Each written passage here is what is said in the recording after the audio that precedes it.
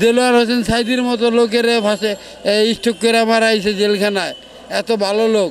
অত ওর মৃত্যু আল্লাহ কেমনে দেন, ওর এটা পাই দিছে, ওর দেশ ছেড়া পলাইছে ৪৫ মিনিটের ভিতরে দেশ ছেড়া পলাইছে। তো ওর আর কি ইজ্জত আছে? একটা প্রধানমন্ত্রী বলে ৪৫ মিনিটে পলাইছে, তাও মোদির লগে। মোদি ওর জামাই, হ্যাঁ মোদি ওর জামাই, মোদির বউ হলো শেখ হাসিনা।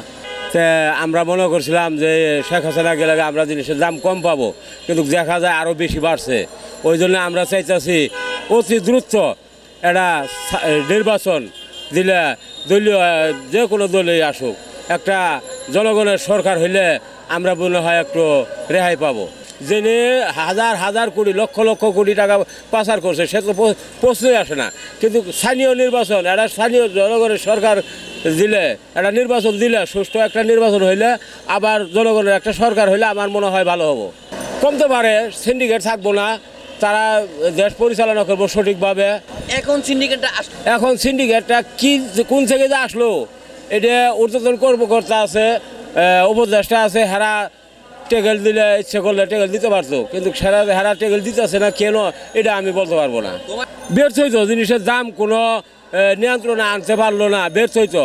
যেহেতু আগে আসিল মনে করেন পেঁয়াজ চাউল আছে 50 টাকা, এখন হচ্ছে 70 টাকা, তাহলে ব্যর্থ হইতো, সে টেকেল দিতে পারে নাই।